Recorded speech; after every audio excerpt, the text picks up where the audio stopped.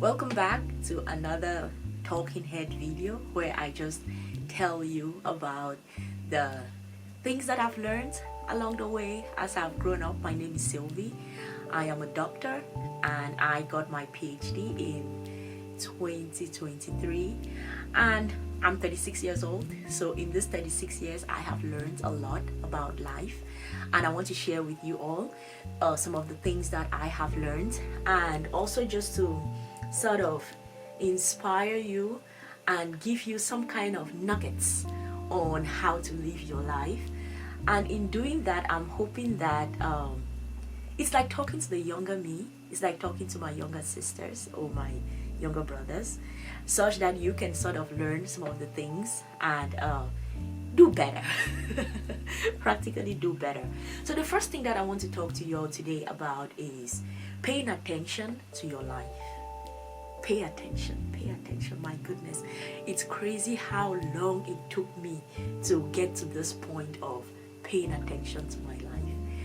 I think that for 30 something years of my life, I had a schedule. I got up, did what I had to do. If I had classes, I went to class, came back, and then if I had an exam, that was the schedule for the day. If I had a conference, and that monotony of life, that was all I did. Like that was my entire life, and I just went back to back doing that, and I never really thought about what are the things that are happening in my daily life. Like I wasn't paying attention. And how you do that is you do it by journaling.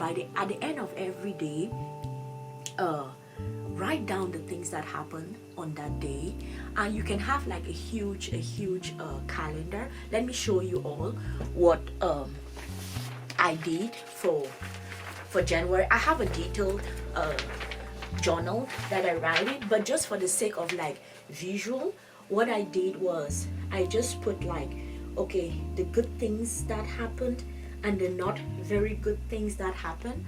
And something that you learn pretty quickly is that by the end of the month, when you take a step back and you look at your life, you see that yes, not very good things happened, but good things happened too. And as human beings, we are wired to always think about, to stew in the bad things that happened. But when you take a step back and you look at it, you are like, oh, good thing, good thing, good thing, good thing, bad thing, good thing, good thing, good thing, good thing. Then you can have some kind of an appreciation for your life to know that, yes, a couple of bad things happen, but in the grand scheme of things, I am grateful for this particular month that finished, because guess what? It had its challenges, but it also had its blessings. And when you're able to take a step back and look at your life, you really get to learn that good things happen way more than bad things. But the way we humans are wired, we are just wired to focus a lot on the bad things and not the good things, and that is not helpful. And then the second thing that I want to share with you all is, you know how sometimes you're having like a gut feeling about certain things. Maybe you meet someone, you like the person, and you start talking with the person, or maybe you go to sign up for classes and they're like, okay, you have to choose a professor, and then you talk to a couple of professors, and then you start thinking about, okay, which professor should I pick amongst all of them, and then you start having your gut feeling telling you certain things. That uneasiness, that anxiety that you're having about a particular person, about a particular situation, about a particular thing, even sometimes even if it's a business that you want to get into, that anxiety, that uneasiness, those gut kicks that you are getting, that is God talking to you. You have to listen to that. You really have to listen to it. It is going to save you so much if you listen to it.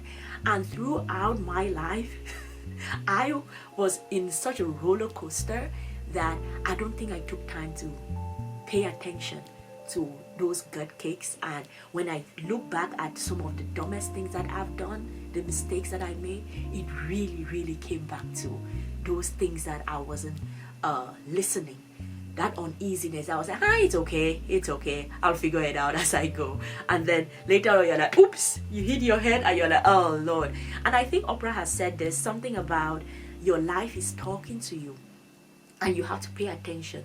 And if sometimes it will send you a little message and then a little message, and then when you keep missing those messages, the next thing is actually going to like hit you in the head. And then the third thing that I want to share with you all is, before you quit, try one more time. Try just one or two more times before you quit. I know that sometimes you've done something back to back, and at some point you're like, you know what, I give up and everything. But let me share with you all a story. At the end of last year, I was evaluating what I wanted to do with my life to next year, and I really wanted to quit X. I was so done with Elon Musk. I am still done with Elon Musk, and the fighting spirit that is on Twitter, or X as he calls it. Oh my goodness, it's like you wake up and it's war on this platform, and people sort of reinforce each other's craziness to the point where I was like, I am so done with this. Even people that I paid attention to, the people that I followed. I made sure that I did not follow the Elon Musk of this world. But for some weird reason, you get up and then you go on Twitter and boom, they are there. The post, there's actually a place where you can filter, but I did not know it at that time. And then I'm like, oh my God, why do I keep seeing these people? And one thing I also noticed was that, because I create content on Twitter, I have tons of followers on Twitter, and I realized that week after week, the number of followers that I had was reducing. If I got to, let's say, 57,000, the next week it was 56,000, then it was 55,000, and I got pretty frustrated. So I had like two things that were frustrating me on Twitter. And then when the year started, for some weird reason, I just got up one day and I recorded a video and I posted it on Twitter. And that video till today has about 500,000 views, 500,000 views on Twitter. And I started telling myself, oh my God, maybe I should not tweet, I should not quit yet. And the reason why I'm telling you all this short story is that sometimes there is a miracle just at that point where you're about to give up. There is this meme where someone has been digging, and they are so close, like the gold is here, and then they dig till here, and then they start going back because they're like, I've been digging for so long. Sometimes the gold is just, it just requires you to dig a little bit more. And that was my experience. I still do not like Elon Musk and all of those people on Twitter, but at least I am at a point where it's like, because I did not give up, I can still continue to happily create content on X. So before you quit, just one more time, and then see how that goes, okay? And then the fourth thing I want to share with you all is, the grass is not always greener on the other side. Oh my goodness, in life it is so easy to watch other people's lives, especially in this day and age of content creation and people showing the highlights of their lives online.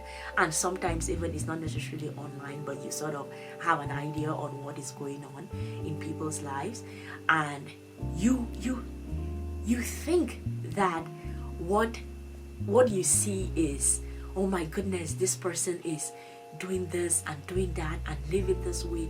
You have no idea. You have no idea what people are going through. My God.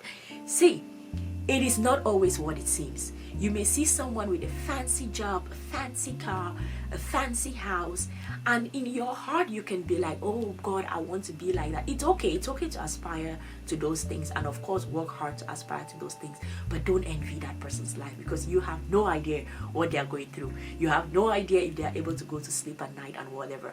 And each time I always say this, I always think of, I will give the example. I have tons of examples that I know in my personal life, but I'm not going to give those examples, but I'll just give an example that is well known, like Anthony Bourdain, right? We all watch Anthony Bourdain, and I thought he had the best job in the world. Your job is to travel the world, eat, make documentaries of foods from parts unknown and places, and it's like, that's an amazing thing that you can do, right? And one thing you get, and then one day we hear that he's committed suicide in a hotel in Paris. So what that teaches you is that for all of those fancy things, number one, the grass is not always greener on the other side. And it's extremely important that you pay attention to how you are feeling. What is your life telling you? How are you able to feel happy, to feel good about yourself? Because you can be in an amazing relation, you may have an amazing partner, but if you are not okay in here, there is nothing your partner can do for you. If you are not okay in here, there is nothing a job can do for you. If you are not okay in here, there is nothing the millions in your bank account can do for you. If you are not okay in here, no, it is no one's job for you to be able to find that peace within, that happiness within. That is something that you have to find for yourself. And don't look at other people and think that because they have all of those aesthetics of what life can be, life is good for them. It's not always the case. And then the last thing I'm going to stop my TED talk is never act from a place of desperation. Oh my goodness, it took me too long to learn this. When you are about to do something, think about how does it make you feel. Like, is it going back to the anxiety and the gut feelings and those gut kicks? Like, is it giving you those? Sleep on it. Wake up the next day. How are you feeling about it? Because if you act from a place of desperation, I have learned that I actually had to look through my entire life and the patterns, and I learned that there is nothing that I've ever done that I was acting from a place of desperation that worked. When I started doing YouTube years ago, I remember how desperate I was for the YouTube channel to blow up, and it was those times when the times of the Lily Sings and how, oh my God, the FOMO of you can become this YouTube star, and I was watching those and I was like, oh my goodness, that is what I want. And it did not happen. It did not happen. And also other things that I did, it did not happen. But once you get to, and the reason why I am coming back to YouTube is I am not necessarily seeking for the channel to blow up, for me to become some kind of a YouTube star. For me, it is, I want to be able to talk to my younger self.